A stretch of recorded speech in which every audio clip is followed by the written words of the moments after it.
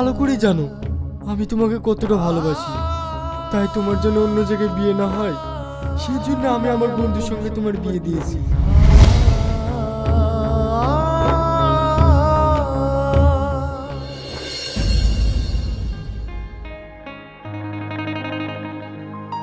কি রে মা, তুই একা আসছিস যে? জামাই কই? ও আসবে না, ও একটু কাজে ব্যস্ত আছে, তাই আমি একাই চলে এসেছি। নতুন বিয়ে হয়েছে আর তুই জামাইকে রেখে একা চলে আসলি? ও আসলো না তো আমি কি করব? রেগে যাচ্ছিস কেন? যা ঘরে যা।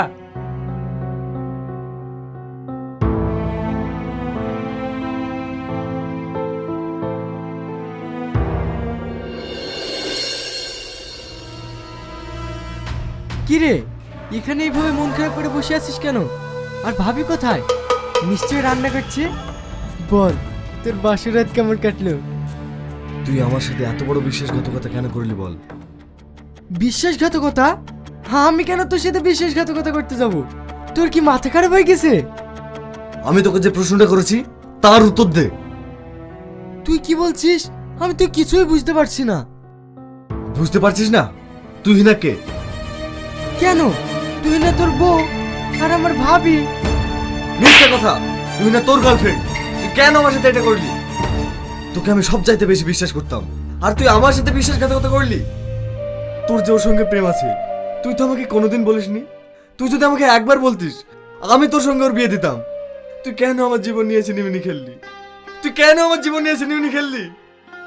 আমি তোর জীবন নিয়ে সিনেমিনি খেলিনি। আমি যাকে সব থেকে বেশি ভালোবাসতাম তাকে আমি তোর হাতে তুলে দিয়েছি। কেন জানিস? কারণ আমার ব্রেন ক্যান্সার হয়েছে। আমি কিছুদিনের মেহমান মাত্র, তাই আমি যাকে সব থেকে বেশি ভালোবাসি তাকে তোর হাতে তুলে দিয়েছি। কারণ আমার চোখে যদি সবচেয়ে কেউ ভালো ছেলে হয়ে থাকে সেটা তুই। তুই আমার মনের মানুষকে ভালো রাখতে পারবি। আমি তোর সাথে বিশ্বাসঘাতকতা করিনি রে।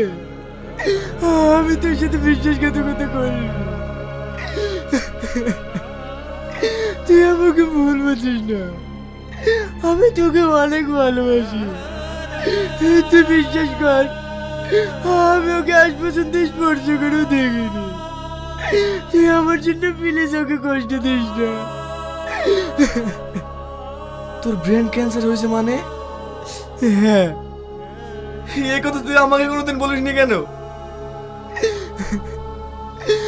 আমি বলিনি, শুধু তুই কষ্ট পাবি তাই।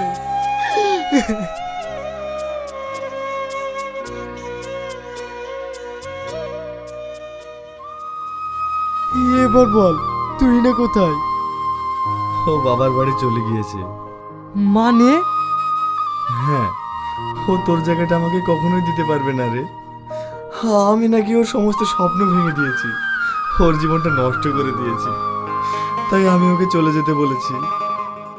কি? দাঁড়া, আমি এক্ষুনি যাচ্ছি ওর কাছে। যাস না। যে পাখি খাঁচায় থাকতে চায় না সে পাখিকে জোর করে খাঁচায় বন্দি রেখে লাভ নেই। ও যখন আমাকে ওর জীবন নষ্টের কারণ হিসেবে দায়ী করেছে তখন আমি ওর জীবন গড়ে দেব। তাহলে এখন তুই কি করবি? ভিতরে আয়, সব বলছি।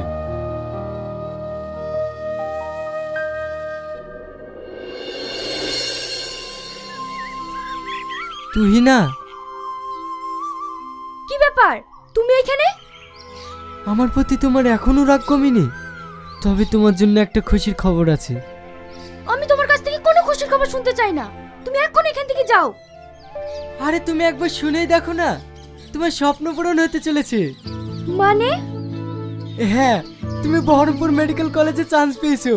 ওরা তোমাকে কালকেই ডেকেছে। তুমি কি বলছো? হ্যাঁ, কালকেই তুমি ওখানে চলে যাও। এই নাও।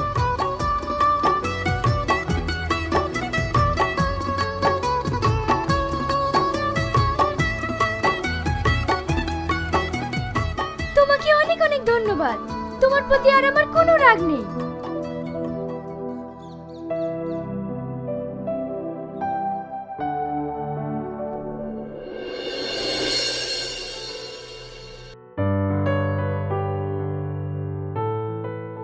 Good morning sir. Morning morning. সবাই বসে পড়ো। এর আগের দিন তোমাদের কি শেখানো হয়েছিল? Sir urinary system. ওকে, আজকে তোমাদের শেখাবো কার্ডিওভাস্কুলার সিস্টেম। তবে ক্লাস শুরু হওয়ার আগে তোমাদের কিছু বলতে চাই। বলো তো, তোমরা কেন মেডিকেল লাইনে পড়াশোনা করতে এসেছো? কে বলবে? হ্যাঁ, তুমি বলো। স্যার, আমার ছোটবেলা থেকে একটাই স্বপ্ন, আমি ডাক্তার হতে চাই। ডাক্তার হয়ে সাধারণ মানুষের চিকিৎসা করতে চাই। তুমি কেন এসেছো?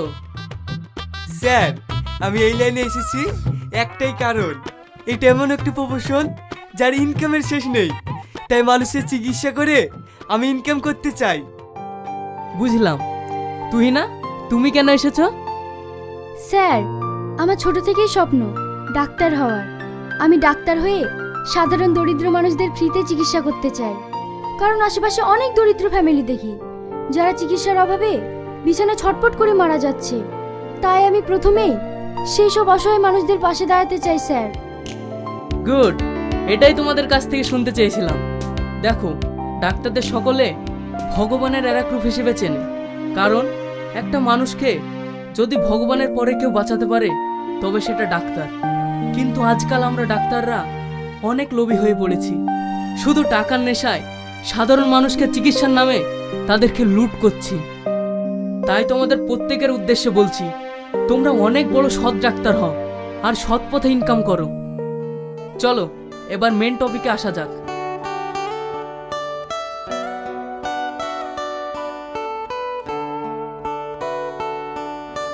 এই হচ্ছে আমাদের হার্ট।